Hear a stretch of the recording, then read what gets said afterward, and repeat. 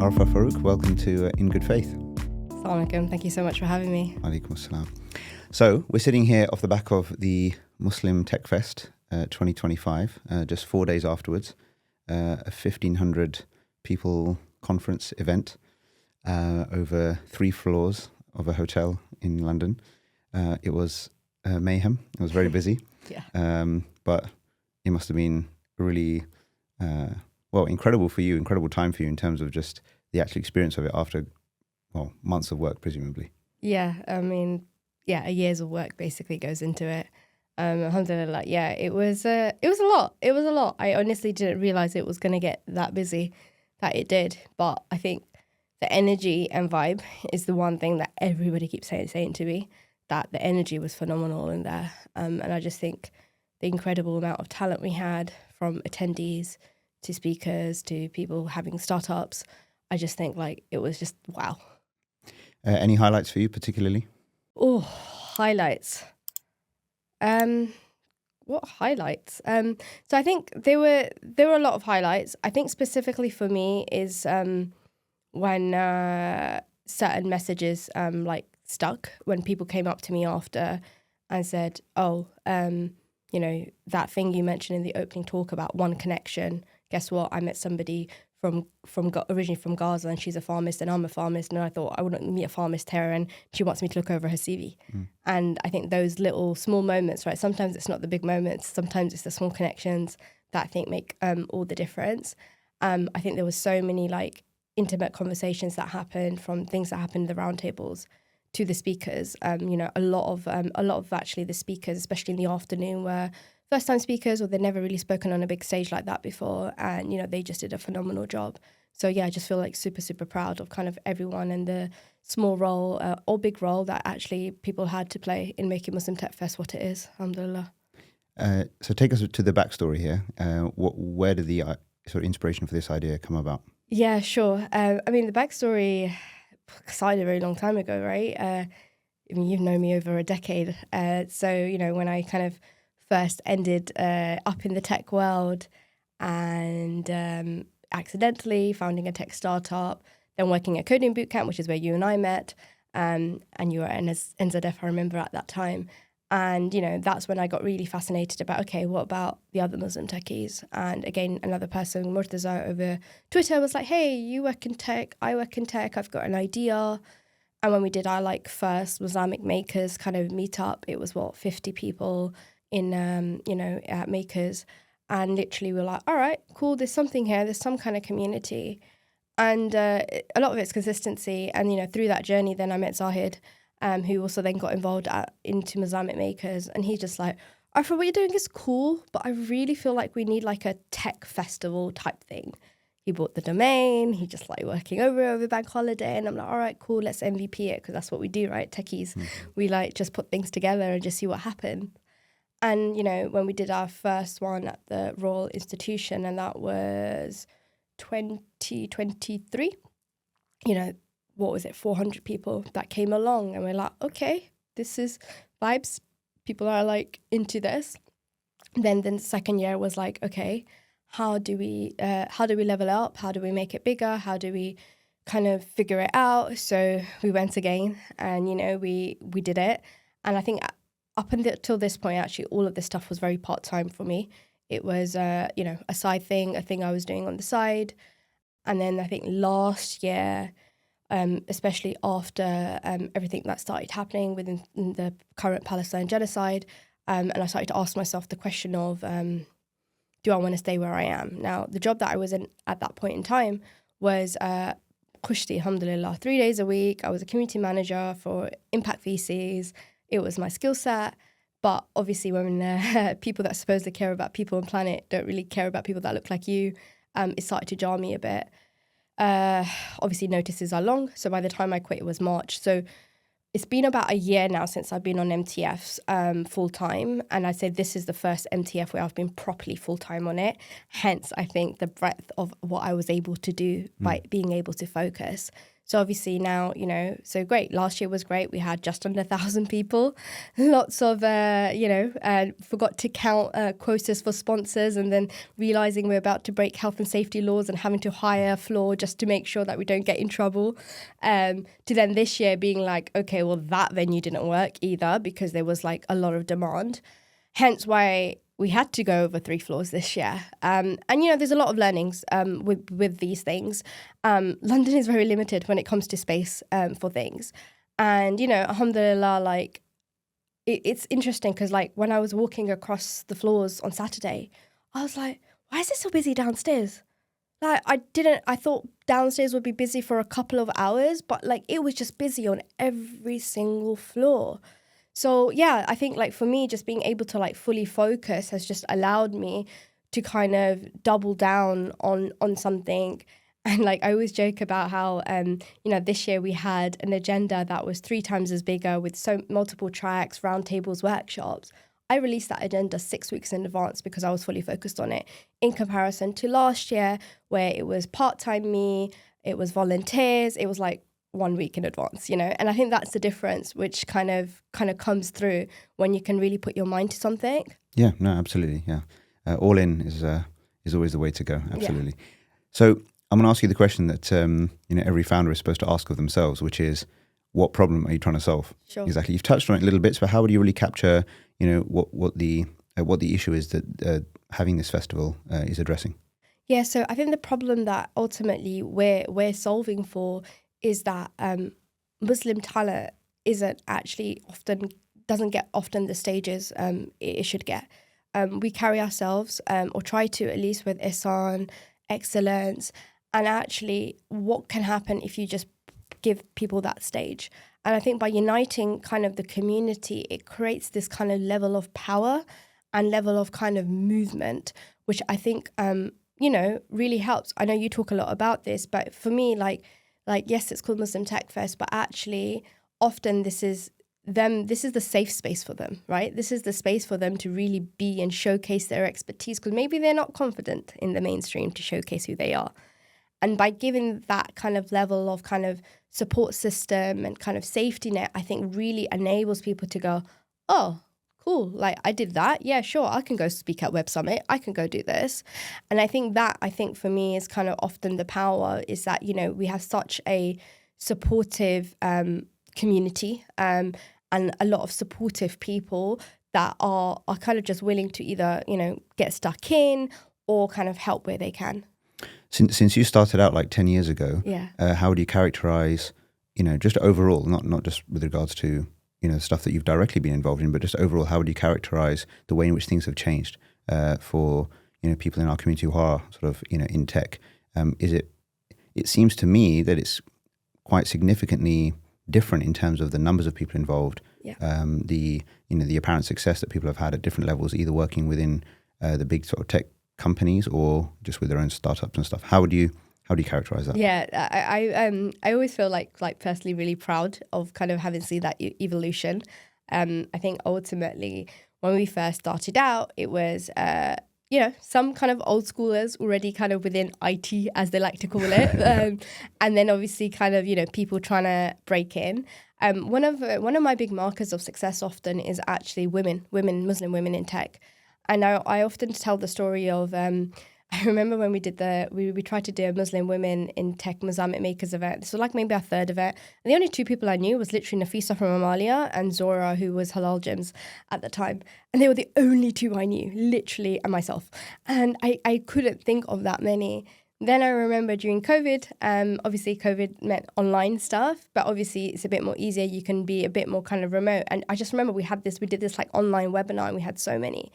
And then this year for Muslim Tech Fest, I'm very like super conscious about how I curate kind of programs. And the biggest thing I absolutely loved was sometimes what's happened in the past or in other events is the women are just on the panels. This year, the women had their own talks. And I'm generally like so proud of that because, they were AI experts or YC founders or exited their own companies. And actually like just being able to kind of see that kind of development over the last kind of 10 years in terms of even just Muslim women who have done it, been there, etc. I also feel like it's also just related to tech in general, right? Because I think 10 years ago, tech was almost seen as a separate industry.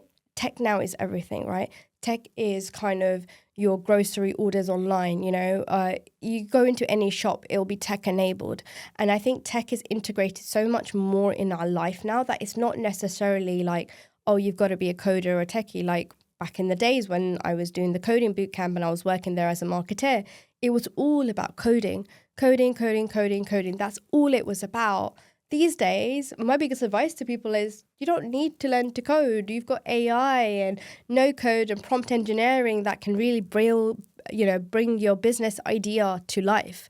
So now, like, it's more about that kind of tech literacy and really kind of being kind of tech ready and kind of AI ready and etc., which I think, is kind of the big changes that I've seen over the last 10 years. Yeah, it's funny. Well, you said AI ready. It's the pace at which things are moving. Yeah. It seems that very few people can actually be ready for the next thing, because by the time you've got up to speed with one thing, you realize you're already out of date. So how like, what does that mean? I mean, let's go into this topic a little bit more. Like, what does this AI readiness mean? What do people who are, just working across tech, but like you said, it's everywhere, working in their standard, sort of corporate jobs and whatever. What is it from your perspective that people need to be really thinking about, aware of, thinking 5-10 years ahead when it comes to all this, AI integration and the various developments that are happening? So I think one of the things often that I think gets lost in the AI conversation is the one thing AI won't replace is relationships and soft skills. Because human-to-human interaction is always what's going to get it. But how you kind of use AI as a way to supercharge it, right, is kind of where I think it gets really interesting. Now, imagine like all the emails that you and I have had or all the connections we've had. Imagine if I just literally like put it into ChatGPT, told me to remind me of all the different touch points, and then I come and meet you and then I remind you of all those moments. You're going to feel so good and think that, wow, like Arfah remembered all those moments, right? So it's all about how you use it. And I think like often I always say it's, it's constantly evolving, right? We've only just scratched the surface. I think a buzzword this year has been a lot about AI agents and AI doing work for you, where you just give it a task and it just goes on and does it in the background for you. And then you come back and then you're like, oh, there's all my leads or there's all my research or whatever it is, etc. So I think like all of that stuff is like super, super interesting, but it's like how you do it. And like, I'm so passionate about things like prompt engineering and actually knowing how to ask things. And like, I use AI in like many different ways in my life. Let that be kind of in a professional way to actually just in a personal way. Like, it sounds funny, but I kind of suffer from ADHD stuff. So like when my desk is very messy, I've took pictures of my desk and asked ChatGPT to break it down into mini steps so I can tackle it, because I get a level of overwhelm. So from a kind of neurospicy perspective, it's so actually that technology is opening a different level of accessibility for myself and kind of others. Or even with my daughter now, I know there's a massive debates when it comes to children and technology and AI, but I've always been very like, nah, I'm gonna make sure she knows this stuff. And like even before like ChatGPT had voice, like I would sit there and I'll be like, oh, Dua, like when they started to do images, and I'll be like, oh, Dua, let's generate a picture of a duck. And then she'll be like, oh, ducky with a giraffe. And we'll just generate these kind of images like together. And now obviously, you could do stories with it and stuff. So I think there's just so many interesting, and I sometimes think to myself, oh, man, she's going to be way ahead in class. Because how old is she now? She's 3.5. Right, okay. She's 3.5. So like, so we want to see her launch her first company, probably by the time she's 10. Probably, yeah. She is the real CEO of Muslim Tech Fest. But yeah, like so it's little things like that where I'm just like, okay, like she knows it, and it's just like she'll come up to me sometimes, she'll like, Mama, ChatGPT. Like it's like a game for her, It's like a little game for her where she can be kind of interactive with it or etc. So it all comes down to, like I said, just knowing how to use it or the data you feed it, right? And I think the data part is very, very interesting, because I think I have this chat with Shaf from the Riz test. He's one of the best people to ever speak to about AI.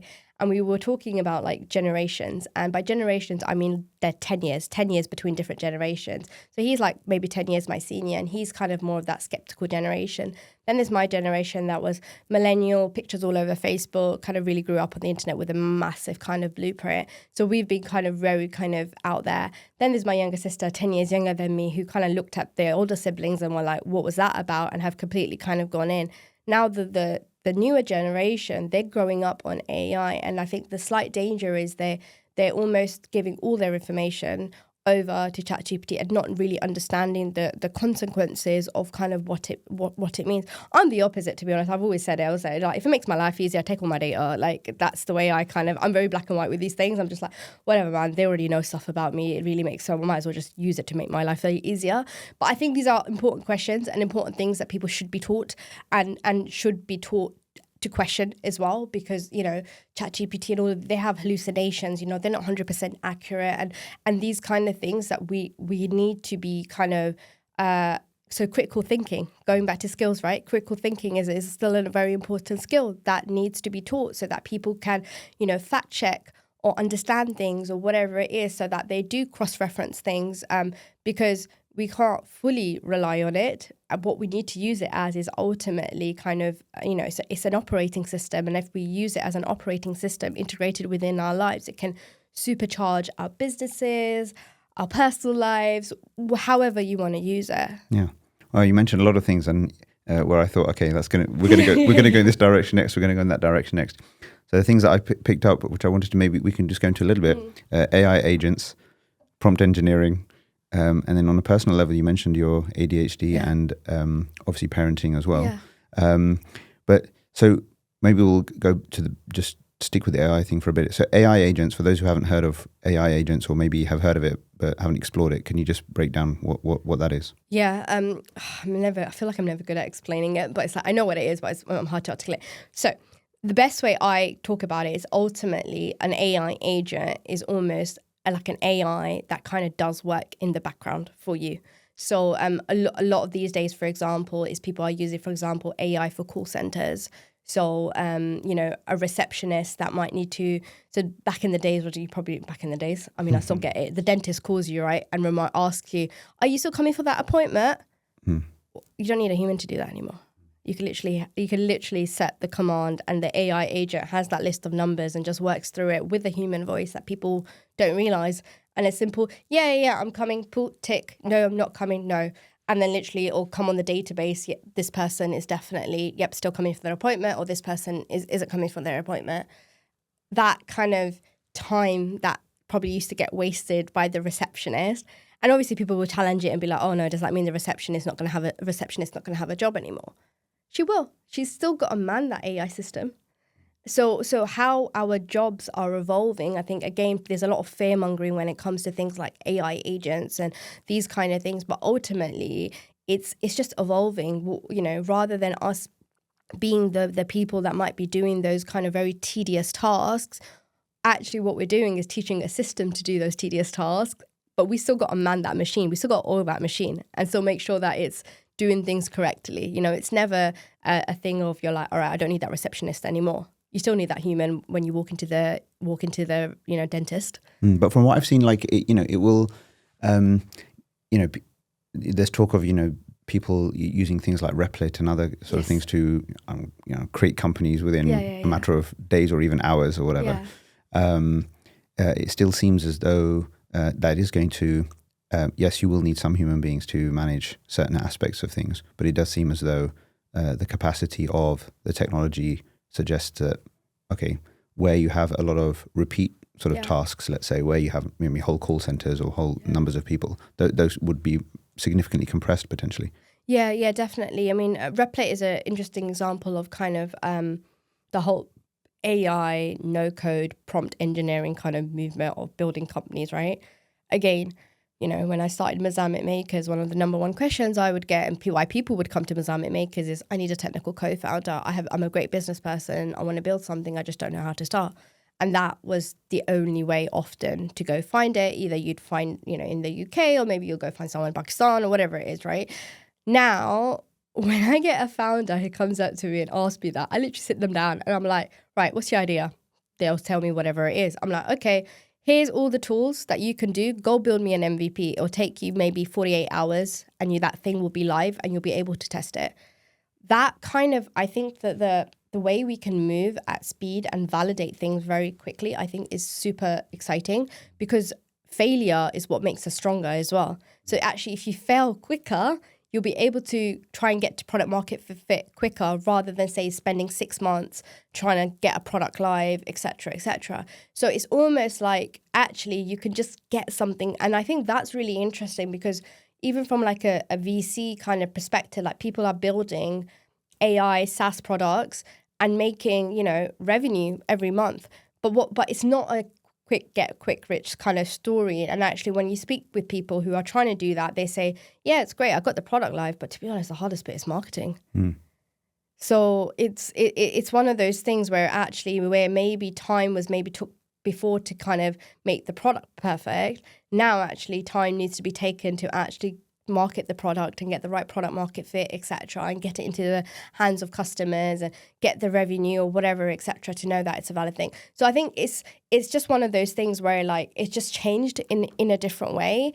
And you know, and I think that's exciting, because I feel like people can just build and get things out there. I know even from again like women, like generally speaking, not many women go down the technical path or computer science, etc. But there are definitely way more women founders I know, or even very early stage women founders, who have like an idea and they've just spent the weekend just using no code and have just put it out there into the world. And that's beautiful to see that, you know, that it's kind of empowered them to actually just put their idea in the world. And even if it's not a success or whatever, the fact that they were able to make something and create something, I think is pretty cool.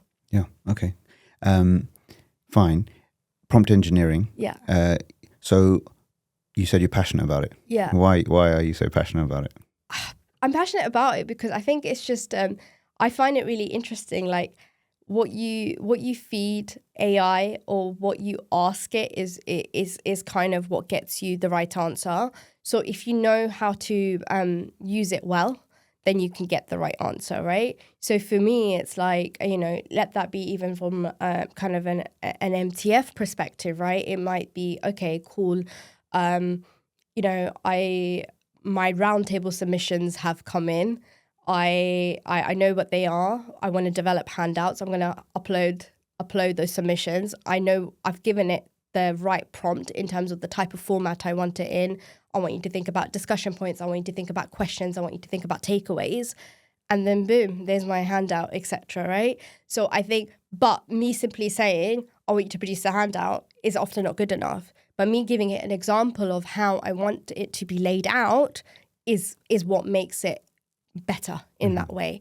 And I think ultimately it's just iteration. Like people just have to learn to kind of ask it the right questions, or ask it to, you know, criticize you, or ask it to, you know, like even like, you know, using ChatGPT for therapy or whatever it is, right? It's like, you know, use the psychologist, whatever's names, you know, books to scrutinize me, you know?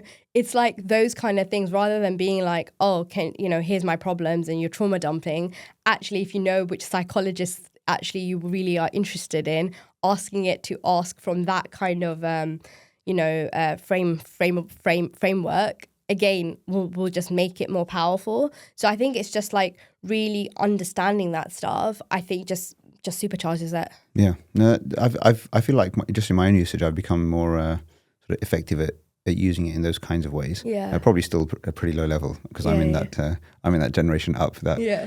To be fair, though, I'm not skeptical. I'm much more social media skeptical in terms of, or worried about its effects and harms than I am about AI at a sort of personal level. I think how AI will kind of significantly enhance the collective or global or even existential or catastrophic level risks out there. I think that's obviously a worry.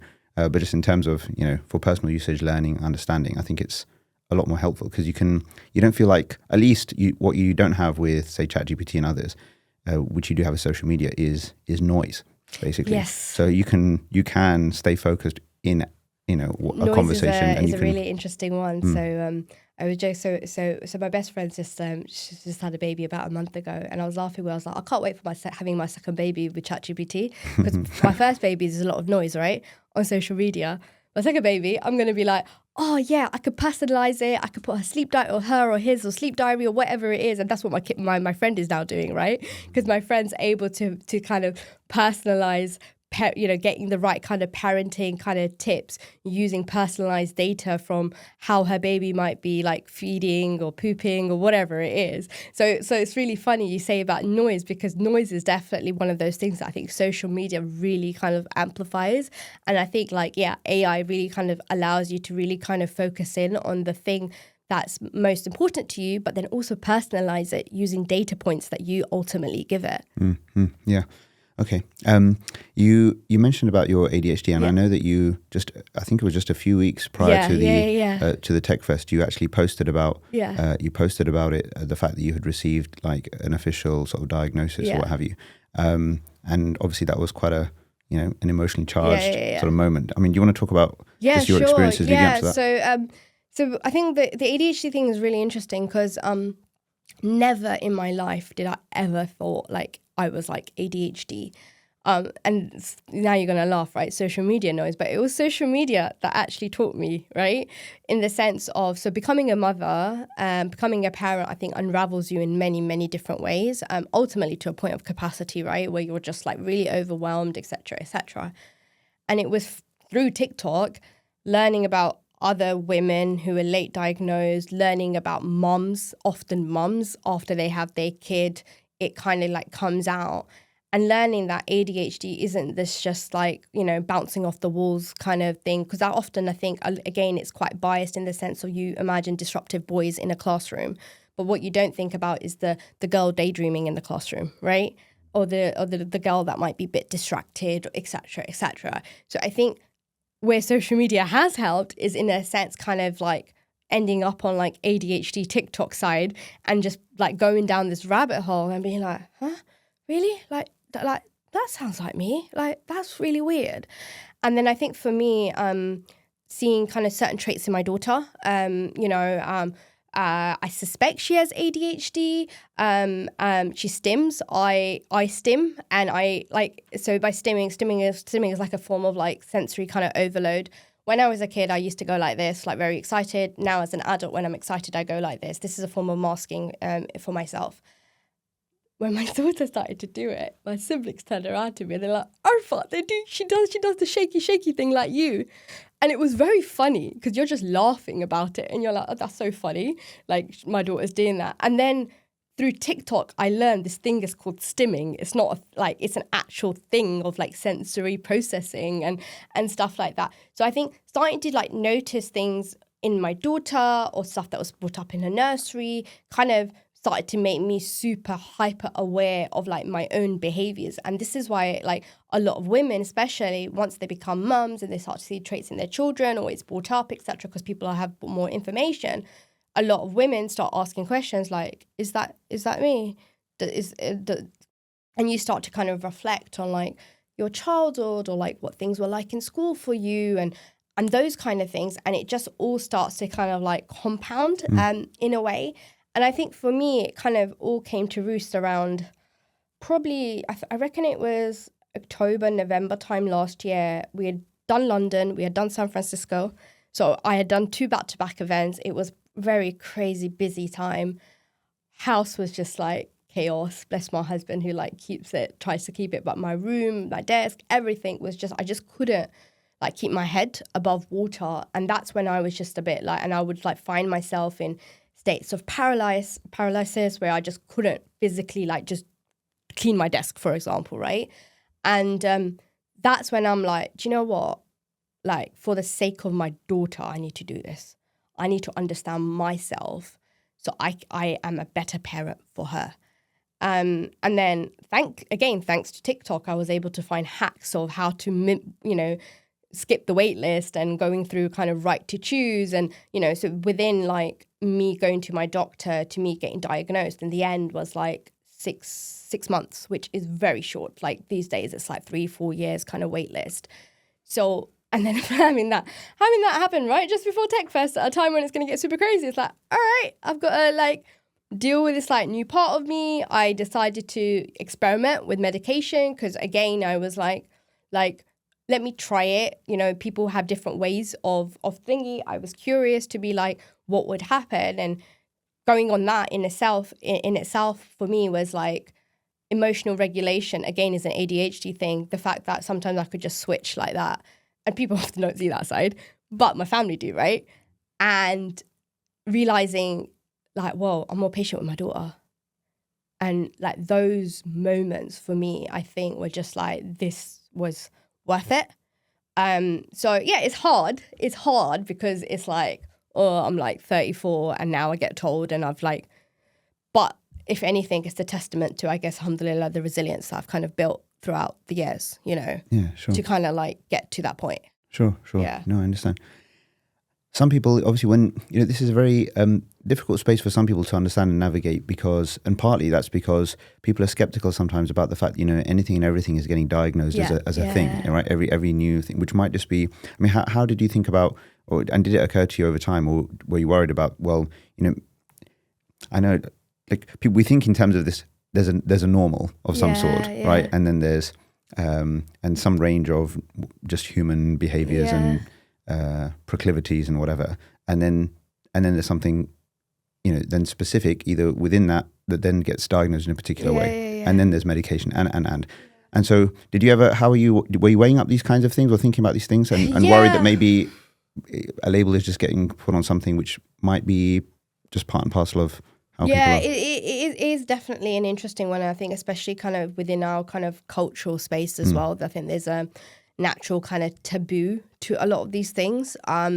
So yeah, I think there's naturally that hesitation. And when I speak to my friends that I'm pretty sure are neurospicy as me, and that's probably why we get on. I never heard this neurospicy. It's just like, it's just a term of like people on the spectrum or stuff. And that often is the reason why they're hesitating, because they're like, oh, I don't want to go to my doctor because my doctor's going to be like, oh, here goes another one. Here's another person who learnt something off TikTok and has come to me and now thinks that, oh, they have something, etc.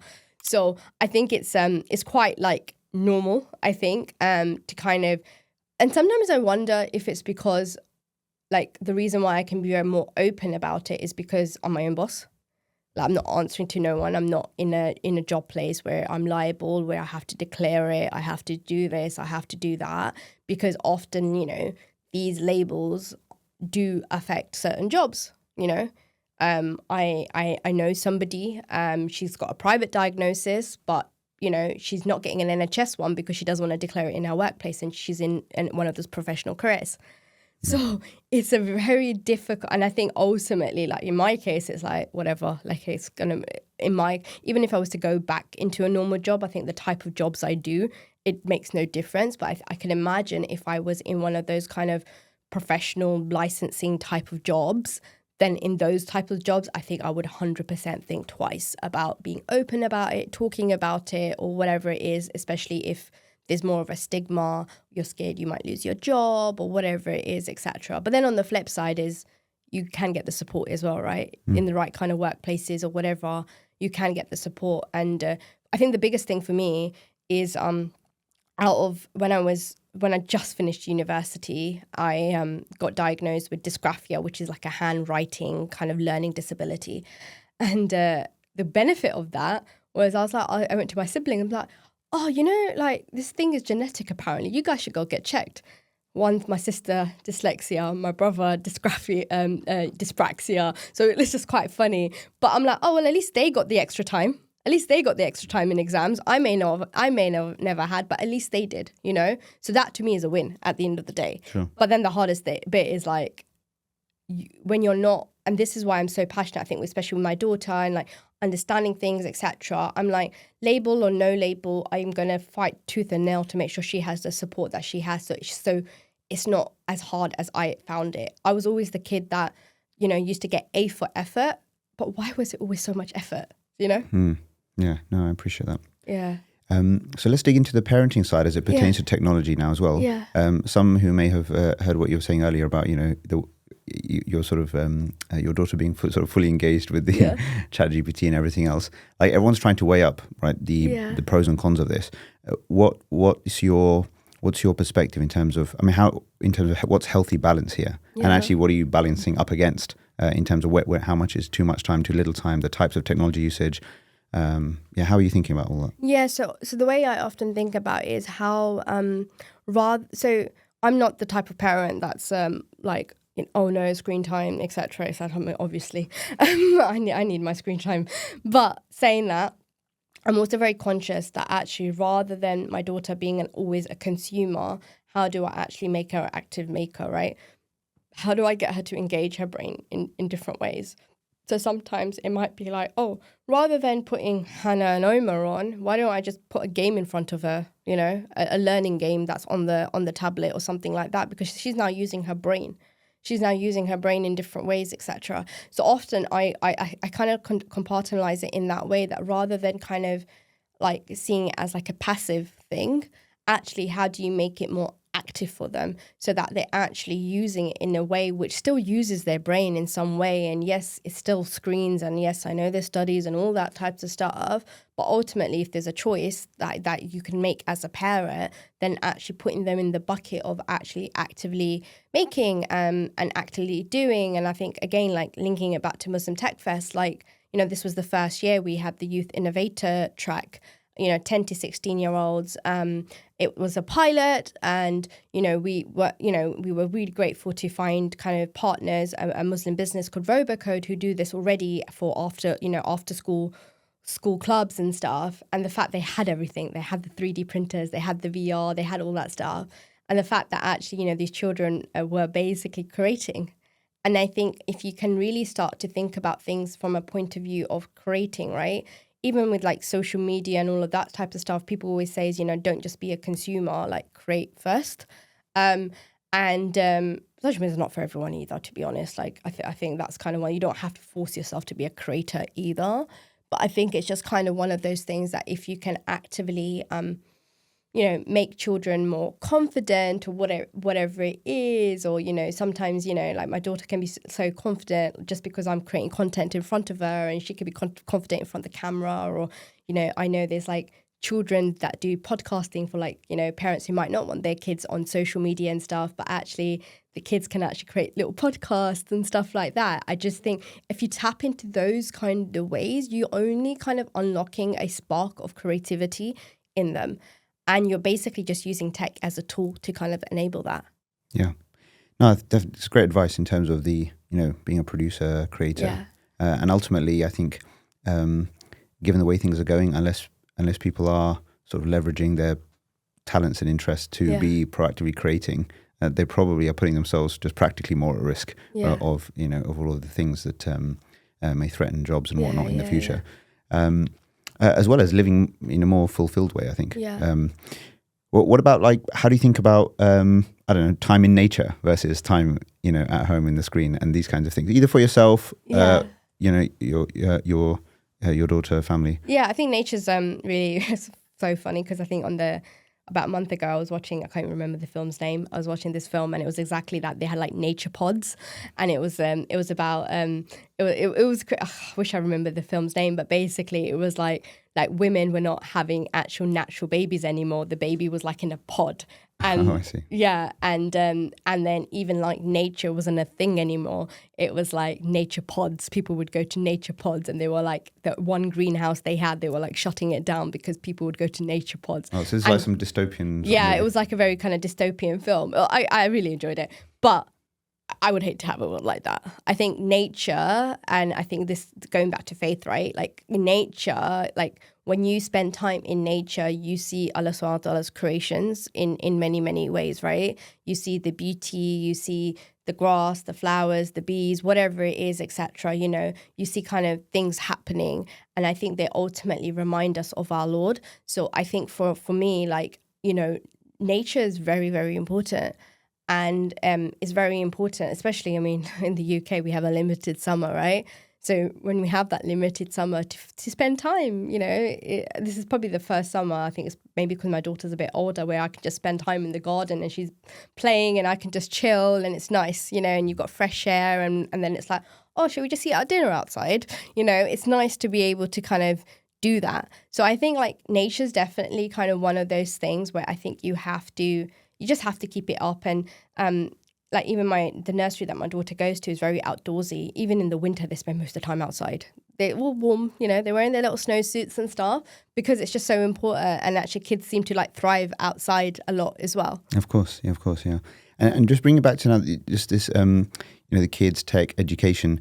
I know it's early days in terms of your own daughter because she's just in nursery right now. But do you have any observations around, how fit for purpose, primary school education, even secondary school education is, given everything that you're seeing that's going on out there? It seems as though, yes, there are these, tech clubs sort of emerging, but they're still sort of add-ons. It doesn't feel as though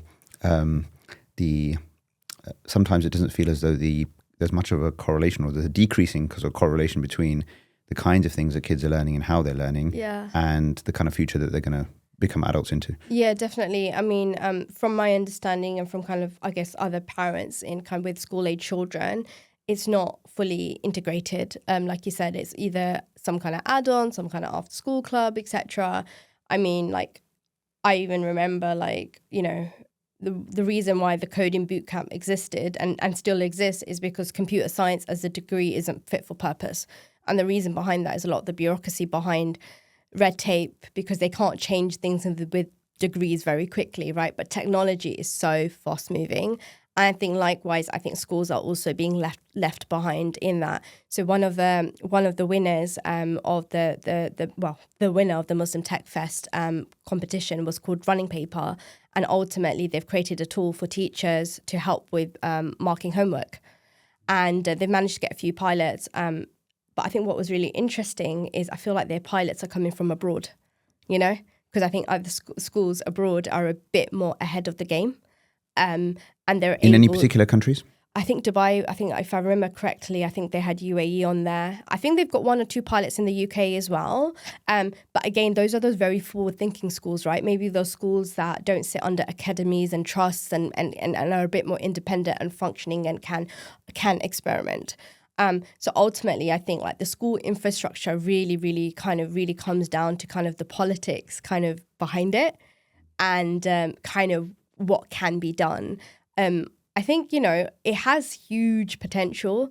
And I was having this debate with a person who runs a tuition center, and he was saying to me that, kids have become really lazy because they're using it to write all their essays. And, back in the days we had to write essays. And then my argument was like, yeah, but what have essays done for me? Like, what have essays done for me? Like, so what? Like, kind of thing. They're still having to think about the type of things to ask, etc.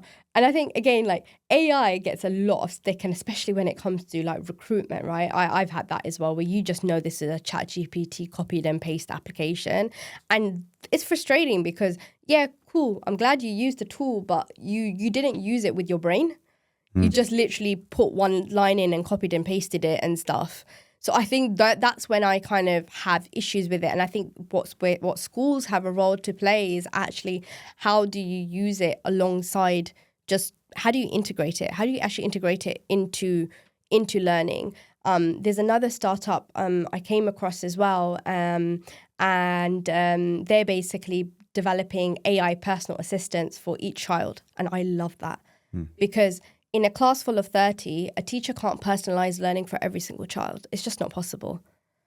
But if you had that AI personal assistant who's helping the super gifted and talented and really stretching them, but is helping the one that is struggling, and this personalized learning being delivered through these AI personal assistants, wow, that's magic. But I think schools need to really break through the red tape.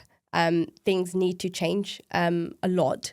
For things to actually, otherwise what's going to happen is, like, I hate it when I see policies like, oh, this thing is banned, we're banning it in school. It's just like, makes no difference. The kid's going to use it on their phone. Like, it literally makes no difference. Yeah. I think there's the, what's his name? Yuval Harari, who writes about, like, who wrote Sapiens, and then obviously talks a lot about the future of humanity and tech and everything else. Yeah. So I think he has his like 4C framework in terms of here's what kids really need to learn. Yeah. If I can get it right, I think it's creativity, critical thinking. You've mentioned both of these two things, collaboration. Yeah. And I want to say the fourth, I'm not sure. I think the fourth one might be compassion, maybe as a quality, or maybe something else. I can't remember. But actually, it's almost, you know, when I came across that first, that really did struck a chord with me in the sense that actually, you know, principles like that, also qualities like that should be, okay, here's the end goal. And then now we need to work backwards from that to orient the education around that. And then there's so much of how education works at the moment that I just don't think would survive that kind of analysis, really. No. So, yeah, I think but parents obviously are kind of often stuck between the conveniences that putting your kids in school affords but also the way in which it doesn't have this it's not sufficiently preparatory, I think. And I think those four things actually, everything you said is very human, right? Collaboration, creativity, you know, compassion. These are all kind of human skills that, you know, AI can try, but will never be human, you know? Maybe in a year from now, who knows, right? Like, or just a year. Yeah, I mean, with the speed of everything, right? But I think it's one of those things that, like the school system is the school system. And I don't think I could be a homeschooling type person either. I just don't think I'm made for that. And credits to parents that do that. But I think, you know, supplementing their learning with what's actually going on in the world, let that be technology or whatever, I think is a really important thing that parents should be doing because schools aren't quite there yet. Yeah. You mentioned, you touched on kind of faith and when we were discussing sort of the nature and everything else, how has your faith journey sort of evolved, you know, through all of this process of the last, you know, 10 odd years? Yeah, so I think it's a really interesting one because I think faith for me has often been a kind of a huge compass for me in the sense of the why and the kind of the critical kind of urge to kind of like help the community. I think faith fluctuates through many, many different ways. You know, I think for me, like when I'm just trying to think, like, I feel like it was maybe uni or maybe my first job or whatever when I like really committed to actually like start praying, like, you know, like 5 times a day and, you know, kind of the bare basics really. And then I think for me that sort of is obviously always been really important. I think knowledge, definitely, I think kind of seeking knowledge through places like Faith Space, I think really helped. I think especially a couple of years ago before having a kid when I could go to Faith Space and those places, you know, even your course and others, I think those kind of things kind of led me to kind of seeking knowledge outside the basics and kind of having spaces where I felt a sense of belonging. Because I think mosques have always been a really interesting one. And I was listening to the podcast with the sister from Bima earlier, and she discussed some of this stuff. And I think mosques has definitely not, I've never really found my mosque. I think it's something that, you know, I struggled with as a kid. You know, we had our mosque and then my parents were like, yeah, you're not really learning your Quran properly. So then we got, you know, a Quran teacher who would come to our house and mashallah, we're still in touch with him and stuff. So, you know, that's in a sense how I gained my knowledge was through somebody kind of coming to our house, right? And then it was only, like I said, eye socks. Again, I just wasn't the person, you know, I wasn't really wearing a scarf at the time, all of those kind of, you know, vibes where I never felt I fit into those kind of places either. I mean, I always talk about it, but I remember it was my college, not even uni. This was when I was like 17, 18. And it's one of those things that like still irks me to the day. And they still do it. When I couldn't ask a question and I had to write a question on a paper. Oh, right. Yeah. And you know, when you just walk away and you're just like, huh? So this was at college? Yeah, so my college also had, my sixth form also had like a small little ISOC. Oh, I see. They had like a talk or something. Right. And I just remember being like really like jarred, being like, what is this? And I think I probably had those kind of moments. And then again, like in uni, I never really fit into the ISOC kind of club either in that way. And then the friends I kind of made through uni were actually, funny enough, through the Palestine Society. They are actually my friends like for life. And, you know, they come from all walks of faith, and life. But it was all because we were like fighting for that cause of like Palestine back then even, right? We were like doing the occupations on the university campuses and all of that kind of stuff. And that's ultimately like we kind of gelled over this kind of really kind of important cause. But yeah, I think it was maybe like going into work, etc. And then just I always tell the story of my first workplace, Makers, and they had a small office room, and all the staff members just popped out, and I always say I busted out my prayer mat quickly to read my namaz, and one staff member saw and then brought it up in the staff meeting in a nice way to be like, oh, like, should we actually create a space for you? And in that office, there was only like one meeting room. So I was like, no, don't worry. Like, I'll just pray like wherever. Then we moved to a bigger office. And then, you know, the staff offices were like on this like mezzanine loft kind of floor. And then again, I found my corner. And then when we would have Muslim students to join the course, they knew I was Muslim. So I'd be like, oh, this is where I pray. You can pray here. But then what was really nice was when they acquired another floor, they were like, right, we're now going to make a faith meditation quiet space. And that to me is just such like a winning legacy, to just be like those small actions of just like being able to almost just educate. And this is what you talk about all the time, right? About kind of the people that can be potential believers in that sense.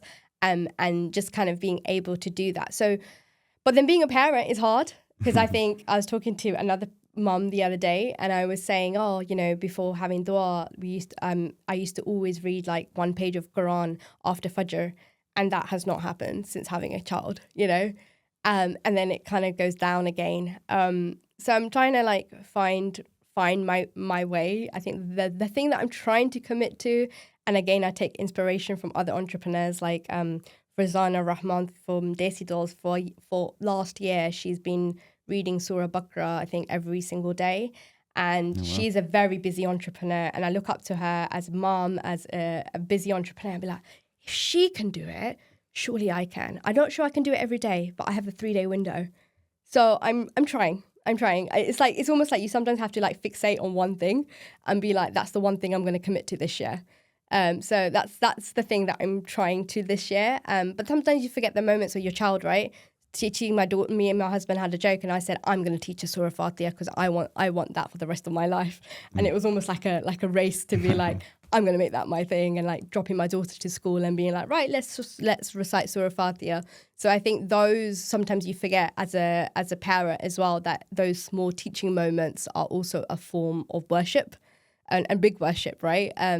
But yeah, it kind of has fluctuated. Adopting a scarf for me was about a year ago. I think, again, it was probably felt like it came out of nowhere. Maybe it was related to Palestine. Like, it was just one of those kind of feelings that came in your heart. And then, yeah. Yeah, okay. No. And then maybe bridging that back now to the Tech Fest. When you think about the Tech Fest, you think about the community there. How are you thinking about the... you want people to come together, you want them to work together, collaborate, learn, be inspired. How are you thinking about sort of the faith component of that? Because obviously the Muslim and Muslim Tech Fest can almost represent the almost the cultural component of it, the social component, sometimes a political component, almost a diversity, DEI component. Yeah. But then obviously there's just a deeper level of what it means, right? Yeah. Which is that sort of devotion to God. And how are you thinking about how that now sort of... that component really comes into, you know, your more and more just into the future engagements and the way in which people, I suppose, conceive of themselves and understand themselves and understand like or frame the work that they're doing. Yeah, definitely. So I think so like the kind of, I guess, kind of keyword we use at MTF is kind of ihsan and excellence. And why we keep like banging on about that specifically is to be like, if we actually use our faith as a compass and are just, you know, going by doing our jobs, but really being as excellent as we can be, you know, putting in all the work that we can be, you know, bringing in the right values, then we are bettering society, regardless of where we are.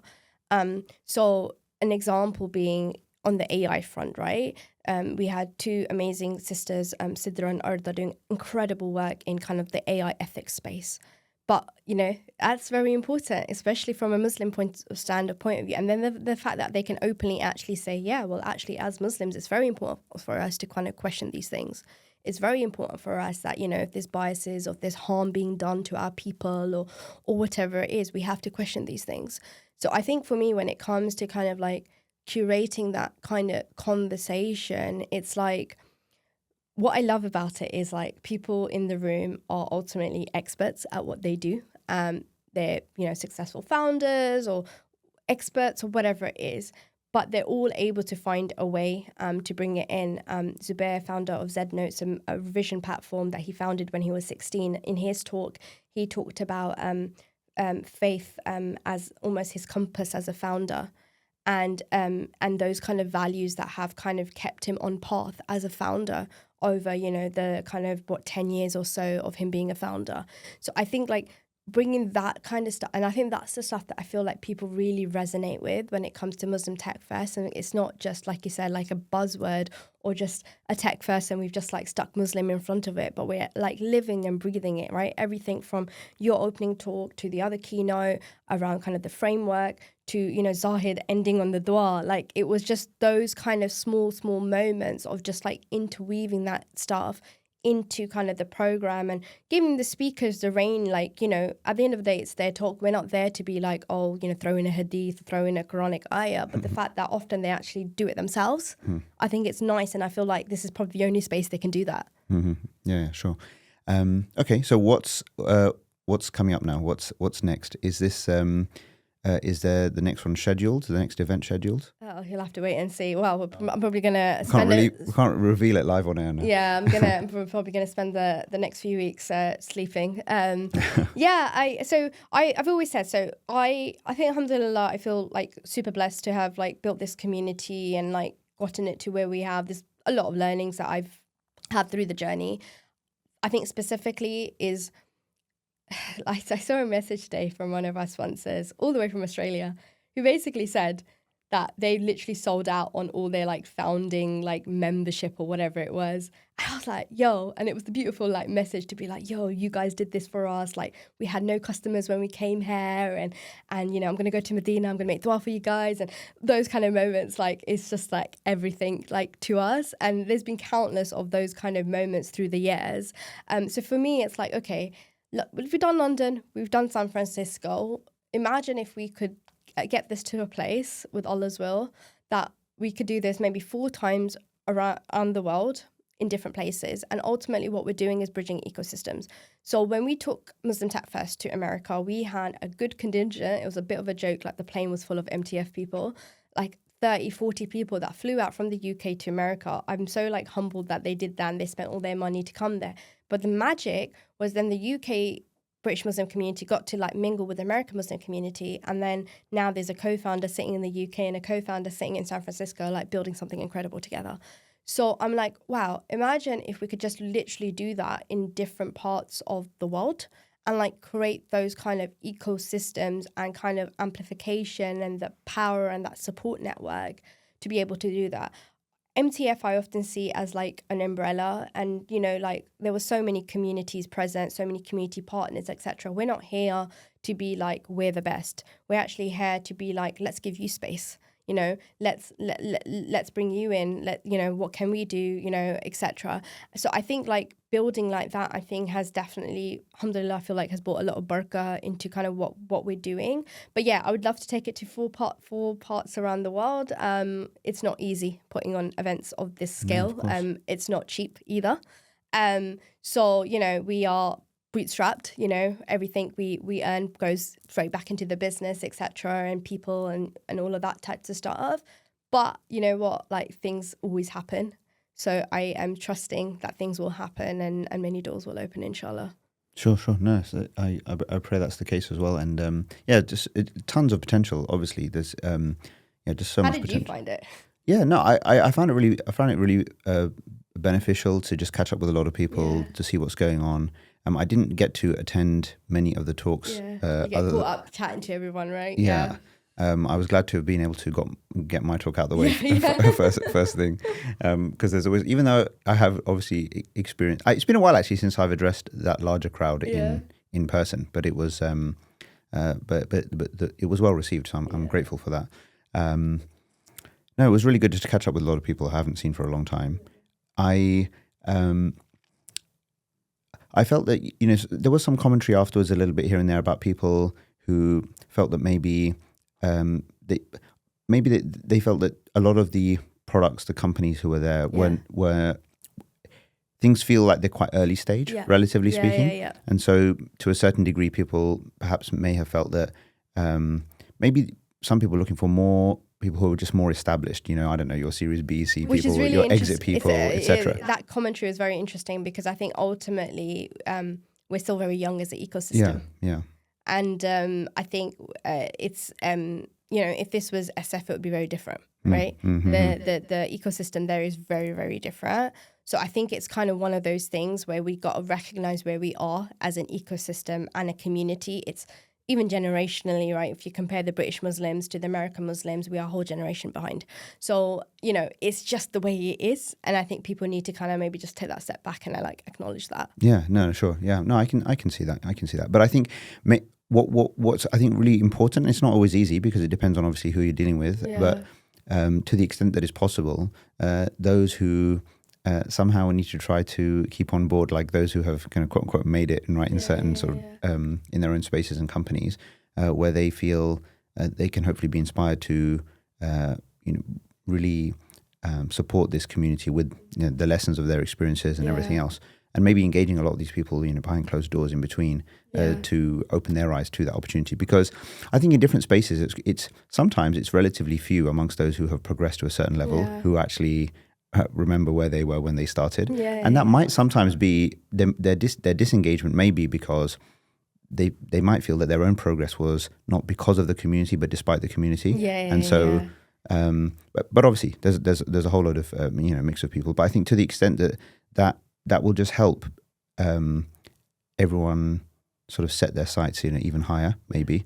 and feel that additional support and make certain things, you know, feel more possible that maybe people I think, you know, aren't so possible. But no, overall, look, it was a really fantastic effort. I know so much work and, you know, goes into these things. So it was a great you know, great thing. And in terms of what's coming up, I think in terms of like different locations, different spaces, the world is kind of shrinking, you know, ever faster. So I mean, we had people come out all the way, like I said, from Australia. Like, it's mad. Like, I think about how far people traveled for like MTF. It's like really like humbling to be like, yo, like my dad was really cute actually. Like, I told my dad, I said, Dad, that guy came from Australia. My dad literally went up to him and like shaked his hand and said thank you, and it was just like so sweet.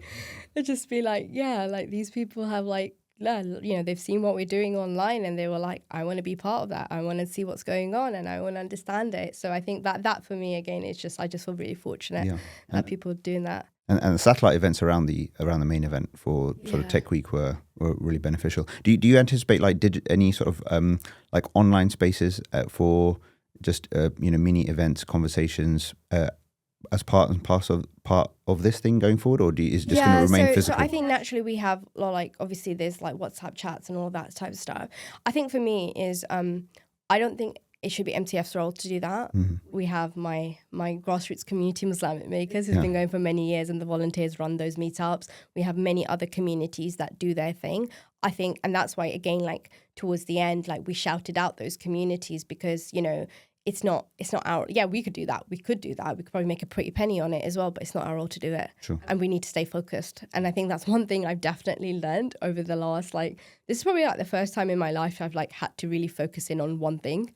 Whereas before, I think I've always been like a bit of this, a bit of that, and now it's kind of like it's forced me in a way to like stay focused. And even though like people want to pull us in many directions, we're learning to say no to things because I think focus is what's going to get us far, not distraction. Yeah, that's a good message to help bring this to a close. Any final thoughts, reflections, messages you'd like to share with anyone watching or listening? No, just stay tuned for like what Muslim Tech Fest is up to next, and just support anyone with whatever information, knowledge, and expertise that you have. Great. No, I'll link everything in the in the sort of show notes. But thank you so much for coming on, especially so soon after what's been a big weekend. I hope you do get fully rested in the coming days and weeks, and definitely look forward to next steps. And I pray for your success and pray that, you know, you'll facilitate immeasurable amounts of goodness. You're still early days, so may God give you a long and healthy life. And I can't wait to see what this all looks like in the future. Amen. Jazakallah khair. All right, take care. Until next time. Assalamu alaikum. Wa alaikum assalam.